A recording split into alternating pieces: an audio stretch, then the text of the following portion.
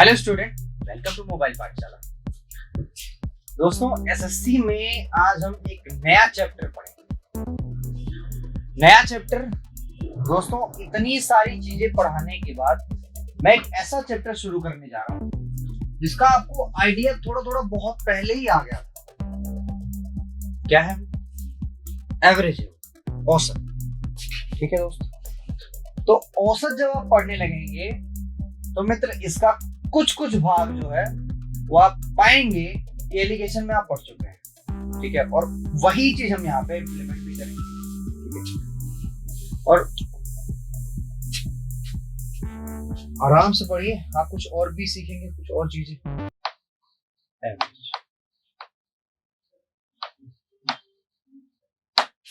Average मतलब होता है दोस्त औसत।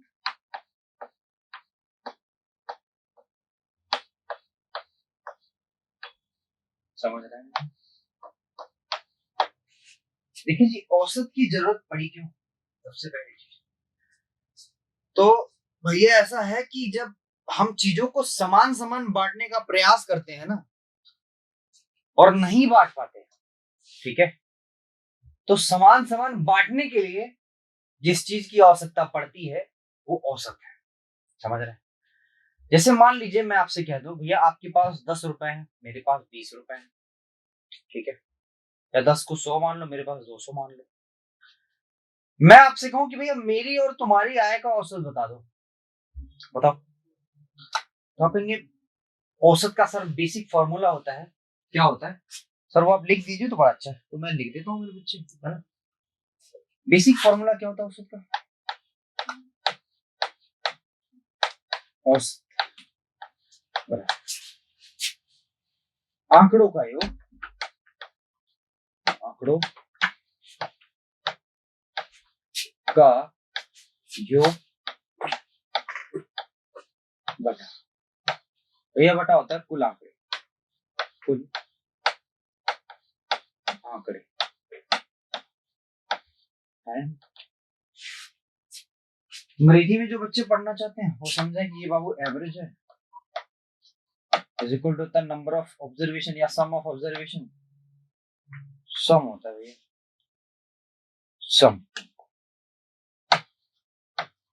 सम ऑफ ऑब्जर्वेशन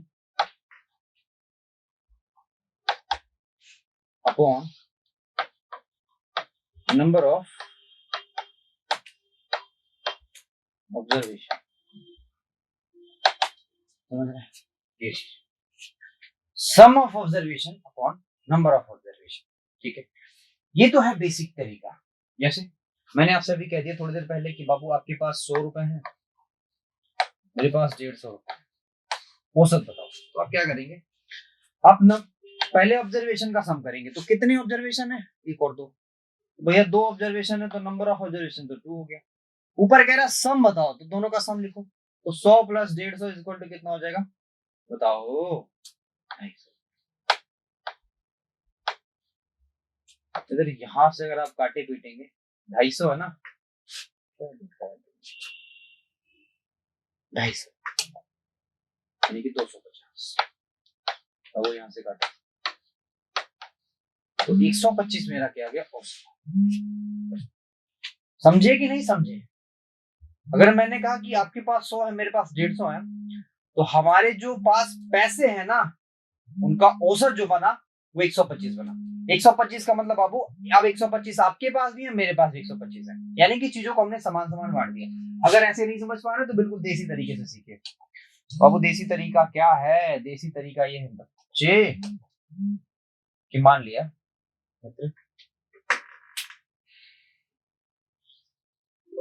ये कोई पहाड़ है, मान लिया। पहाड़ ऐसा थोड़ी होता है, पहाड़ गोलाकार होता है, ऐसे मान लिया कोई पहाड़ है, मान लिया। मैं कह रहा हूं बाबू ये पहाड़ है और ये इतना प्लेन है। प्लेन मतलब मैदान। प्लेन मतलब क्या? मैदान। प्लेन मतलब क्या? मैदान। तो एक बात आप मुझे बताइए दोस्त, एक बात मुझे बताइए, मैं कहूँ ना पहाड़ और मैदान दोनों को समतल कर दो, तो आप क्या करेंगे बताइए मुझे। तो दोस्त आप क्या करेंगे? आप एक काम करेंगे, यहां से कुछ भाग निकाल के यहां से कुछ भाग निकाल के, या मैं दूसरे पेन का यूज कर दूं, यहां से कुछ भाग निकाल के अब इसी को आप क्या करेंगे, इसमें ले जाके मिट्टी यहाँ पे डाल देंगे, या कंक्रीट जो भी चीज होगी उस पे जाके डाल देंगे। और जैसे ही इसको यहाँ पे डालेंगे मित्र, जैसे ही इसको यहाँ पे डालेंगे तो इसका भी लेवल ऐसे बढ़ जाएगा, है ना? बढ़ेगा कि नहीं बढ़ेगा? तो अब क्या हुआ बाबू ना, जब ये मिट्टी या ये कंकड़ पहाड़ जो भी है मैंने निकाल के इसमें डाल दिया, तो इसका भी लेवल क्या हो गया, अप हो गया, और ये इसके बराबर आ गया। तो अगर बराबर आ गया दोस्तों, अगर बराबर आ गया, समतल हो गया, तो इसका मतलब ये है कि मैंने एवरेज निकाल लिया। तो आपने बेसिकली किया क्या, आपने बेसिकली ये किया कि बाबू इस बड़े वाले भाग से, इस बड़े वाले भाग से कुछ निकाल लिया, और इस छोटे वाले भाग को उतना ही दे दिया, है ना? औसत का मतलब यही होता है मित्र, इस बड़े वाले भाग से जितना निकाला उतना ही छोटे भाग को दिया। अब अगर इतना नहीं समझ पा रहे तो नंबर पे समझो। मैंने कहा था बाबू आपके पास 100, मेरे पास 150, औसत क्या निकाला, 125। तो इसमें देखो, इसमें ये बड़ा वाला भाग है ना, ये 150 है, छोटा वाला भाग जो ना वो 100 है, समझ रहे? अब जब ये पॉइंट है ना, ये वाला पॉइंट, ये बाबू है 125, क्योंकि यही तो औसत है ना? तो आपने क्या किया, 150 से कुछ लिया, तो 150 से कितना लिया मित्र, 150 से आपने 25 ले लिया, और जितना लिया उतना ही इसको दिया, यानी कि 25 इसको दे दिया, इसका मतलब 25 दिया। अगर इसको 25 दिया तो ये भी 125 पे आ गया, इससे 25 लिया तो ये भी 125 पे आ गया। इसका मतलब जो मेरा औसत है ना, जो मेरा समतल है, वो क्या है, वो 125 है। बोलो हाँ, यहाँ तक कोई दिक्कत? अब मित्र बात आती है कि औसत निकालने के तरीके पर। तो औसत निकालने के जो तरीके हैं ना, वो कई तरीके हैं। टीचर अपने अपने मेथड से पढ़ाता है, कोई कहता है ऐसे पढ़ो, कोई कैसा ऐसे पढ़ो, लेकिन बच्चे जो हमें पढ़ना है ना, जो चीज हमें पढ़नी है वो बिल्कुल डिफरेंट है, बिल्कुल डिफरेंट है। जैसे मैं आपसे कह दूं यही नंबर ले लूं 100 और 150, मैं कहूं बच्चे दोनों का औसत बताओ, क्या कहूं, दोनों का औसत बताओ। तो एक तरीका तो आपने करके निकाला बाबू कि कुछ इससे लिया कुछ इससे लिया, कुल मिला के 125 औसत है ना? एक तरीका ये था जो जिससे आपने निकाल लिया। दूसरा तरीका जो मैं आपको सिखाने वाला हूं ये हूं, भैया ऐसा है कि मैं आपसे कहता हूं आपकी मर्जी, जो आपका मन कर रहा है वो औसत मान लीजिए। मतलब आपकी जो मर्जी कर रही है ना, जो आपका मन कर रहा है वो औसत मान लीजिए। मान लीजिए मेरा मन कर रहा है, अच्छा मानेंगे भाई जो इन दोनों के बीच ही हो। क्या, क्यों इन दोनों के बीच मानते हैं मित्र, क्योंकि बाबू कैलकुलेशन आसान हो जाती है। क्या भैया, कैलकुलेशन आसान हो जाती है। अदरवाइज मानने को तो औसत कुछ भी मान सकते हैं, लेकिन इन दोनों के बीच मानोगे तो औसत आसान। क्यों? क्योंकि औसत बाबू इन दोनों के बीच ही निकल गया। तो मान लीजिए मेरा मन कर दिया बाबू, औसत मैंने मान लिया 120, मेरा मन कर दिया, मेरा मन किया है, ठीक है? आपका मन जो करेगा आप भी मानिए, जो मन कर रहा है, बट जो तरीके आपको सिखाए जा रहे हैं ना वही लगाइए, समझ रहे? तो मित्र अगर औसत आपने 120 मान लिया तो मानी हुई चीज कभी सही होती नहीं है, मानी हुई चीज कभी सही होती नहीं है। मैथमेटिक्स में मानी हुई चीज को सही करने के लिए प्रूफ देना पड़ता है ना? आप बहुत अच्छी तरह से जानते हैं, ज्योमेट्री वगैरह में आपने बहुत प्रूफ किया होगा, है? अब बच्चे चलो हम प्रूफ करते हैं। प्रूफ कैसे करेंगे, औसत मैंने कितना मान लिया 120, है ना? आंकड़ा मेरा पहला कितना है 100, इन दोनों का कंपैरिजन करो, कंपैरिजन करो तो आप पाएंगे कि ये वाला आंकड़ा औसत से 20 कम है। तो कम जितना, मतलब कम जैसे ही कहेगा वैसे माइनस लग जाएगा, कम जैसे ही कहेगा वैसे क्या लग जाएगा, माइनस। कितना कम है भैया, 20 कम। एक आंकड़े का कंपैरिजन होगा दूसरे आंकड़े का, जो इसका कंपैरिजन करो, तो इन दोनों का कंपैरिजन करोगे तो ऐसा लगेगा कि भैया ये वाला मेरा 30 ज्यादा है। बोलो हाँ या ना, 30 ज्यादा है कि नहीं? अब क्या करिए बच्चों, इन दोनों को जोड़ लीजिए, या फिर कहते हैं इनको हम रेंज कहते हैं। इन दोनों को जोड़ लीजिए, रेंज नहीं कहते, इन दोनों को जोड़ लीजिए। क्या करिए, इन दोनों को जोड़ लीजिए। तो जोड़ेंगे तो वही तो सम होता है, जोड़ेंगे वही तो सम होता है। तो मित्र अगर जोड़ेंगे दोनों को तो आप जानते हैं प्लस का 10 बचेगा, क्यों? क्योंकि माइनस का 20 प्लस की 20 को खा जाएगा और 10 वाला आगे पहुंचा देगा। ठीक है, तो मित्र ये जो निकाला हमने ना सम, ये सम है किसका? 120 एवरेज लेने के बाद इन दोनों में जो चीज बची हुई थी फालतू उसका। तो अगर सम आपने लिया है तो आपके दिमाग में ये चीज चल रही है कि प्लस 10 फालतू सम बच रहा है, प्लस 10 फालतू सम बच रहा है। जब हम 120 एवरेज ले लेते हैं तो अगर प्लस 10 फालतू सम में बच रहा है तो औसत में कितना बच रहा है? तो मित्र आंकड़े जितने उतने से भाग कर दीजिए आप। तो ये आप जानते हैं कि मैंने आपको बताया था कि औसत निकालने का तरीका ये होता है सम अपॉन नंबर ऑफ ऑब्जर्वेशन। ठीक है, ये प्लस का 5 क्या रिप्रेजेंट करता है दोस्त? कि मैंने जो औसत लिया था ना उसमें अब 5 और बढ़ा दीजिए, 5 और बढ़ा। अब औसत 125 निकला कि नहीं निकला बताइए, यही वाला औसत आया कि नहीं आया बताइए। ठीक है, पक्का भैया?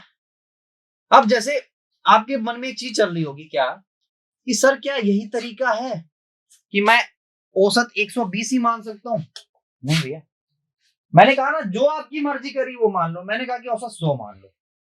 ठीक है, आपके मन में चल रहा औसत 100 मान लो, मैंने 100 मान लिया। कंपैरिजन करो, ये तो 0 हो गया।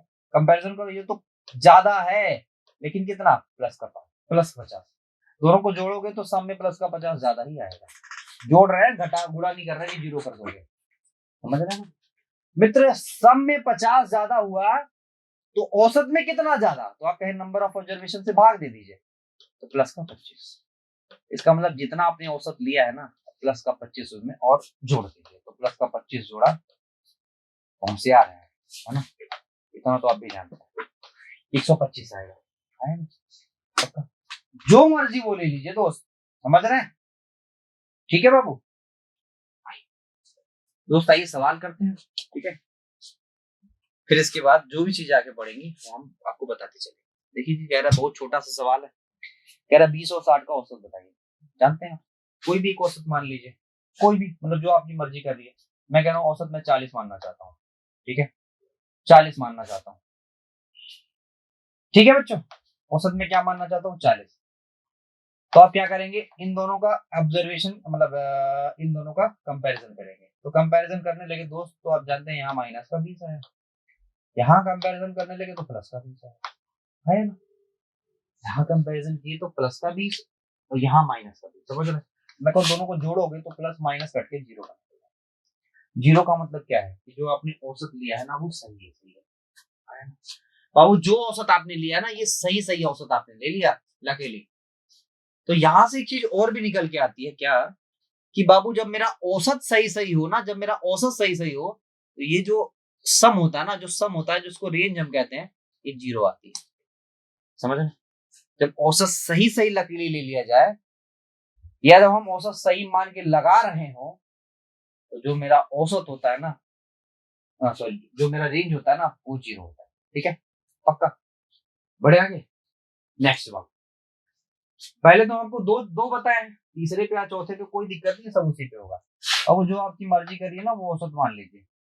वहां 2 चीजों पे कंपैरिजन करते थे, यहाँ पे 5 चीजों पे कंपैरिजन करोगे। समझ रहे? नहीं दोस्त, मैं आपसे कहता हूँ कि 30 आप मान लीजिए, औसत मान लीजिए। 30 जाता क्या आपका? मान लीजिए, मान लिया मैंने। ये बाबू ज्यादा है, बाबू ये बराबर है, ये बाबू 15 ज्यादा है, ये बाबू 20 ज्यादा है और ये मित्र 25 ज्यादा है। समझ रहे? सबको जोड़ लीजिए। अगर सबको जोड़ने लगे तो ये तो 10 आ गया, बना लिया इसको 10। जोड़िए सबको, 30 और 20 50 यानी कि 55। 55 क्या? प्लस, प्लस का मतलब क्या? 55 सम में ज्यादा बना रहा है। 55 सम में ज्यादा बना रहा है तो औसत भी कितना ज्यादा? तो मैंने कहा ना सम अपॉन नंबर ऑफ ऑब्जर्वेशन। तो 1 2 3 4 5, तो नंबर ऑफ ऑब्जर्वेशन कितने? 5, 5 से भाग दीजिए 11। यानी कि जो भी आपने औसत माना ना अब 11 ज्यादा हो जाएगा, बस इतनी सी बात है। मतलब बोलो हाँ, जो मर्जी आपकी औसत मानो, आप औसत 40 भी मान सकते थे, है ना? आइए नेक्स्ट सवाल देखिए, लैंग्वेज वाली सवाल है। लैंग्वेज से जोड़ने का प्रयास करिए अपने आप को। पढ़िए दोस्त, पढ़िए सवाल, गजब सवाल। कह रहा एक बच्चे के पास 25 टॉफी है। बाबू एक बच्चे के पास क्या है? 25 टॉफियां हैं। कह रहा दूसरी जेब में 45 टॉफी है, दूसरी जेब में 45 टॉफी। कह रहा बच्चे की जेब में औसत टॉफियों की संख्या ज्ञात करिए। तो औसत बताना है दोनों का, तो आप इनमें से कोई मतलब इनके बीच का कोई औसत मान लीजिए। क्या मानूं औसत? मैं 35 मान लूं या 30 मान लेता हूँ औसत। तो अगर मैंने औसत 30 मान लिया मित्र, तो आप इन दोनों का कंपैरिजन करिए तो 5 कम है, इन दोनों का कंपैरिजन करिए तो 15 ज्यादा है। कर सकते हैं ना कंपैरिजन, दोनों को जोड़ोगे तो आप प्लस का 10 ज्यादा पाओगे। सम में प्लस का 10 ज्यादा बना रहा है तो औसत में कितना बनाएगा मित्र? औसत निकालने के लिए आप 2 से भाग दे दीजिए, क्यों? क्योंकि नंबर ऑफ ऑब्जर्वेशन 2 ही है, और औसत निकालने का तरीका मैंने आपसे बताया था आपको। प्लस का 5, प्लस का 5 क्या रिप्रेजेंट कर रहा है कि जो आपने औसत माना था उससे 5 ज्यादा है, इसका मतलब अब औसत कितना है? 45। ठीक है बाबू, बढ़े आगे। नेक्स्ट नेक्स्ट दोस्त, नेक्स्ट सवाल है, आइए थोड़ा सा आपको समझाने का प्रयास यहाँ भी करते हैं। देखिए मित्र, ऐसे जब आपको कह दिया जाए 11 11 11, ठीक है, और आपसे कह दिया जाए भैया 23 23 23, नीचे, समझ रहे हैं?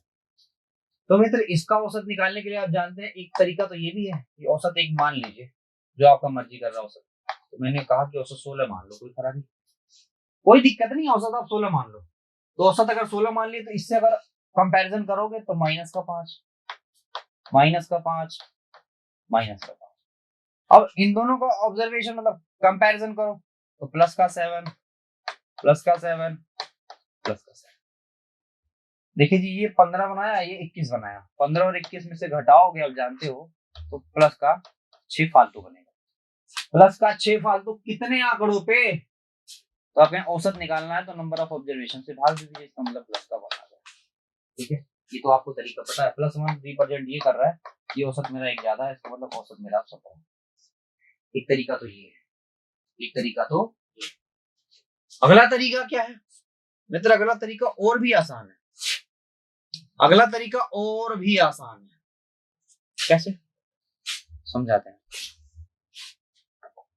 देखिए जी, 11 11 11 मेरे पास कितने आंकड़े हैं? 3 आंकड़े हैं, यानी कि मैं ऐसे इसको लिख सकता हूं कि 3 आंकड़े हैं 11 के, लिख सकता हूं, कोई दिक्कत नहीं। मैं ये कह सकता हूं कि 3 ही आंकड़े हैं किसके? 23 के, कह सकता हूं, कोई खराबी नहीं। अब आप एक काम करिए, अब आप औसत मान लीजिए, कोई भी औसत।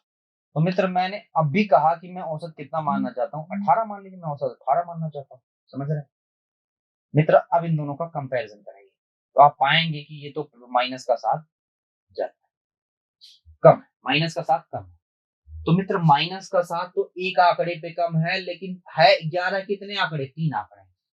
बात समझिए, मैंने एक ही आंकड़े पे देखा ना, लेकिन है तो इसमें 3 आंकड़े। समझ रहे नहीं समझ रहे?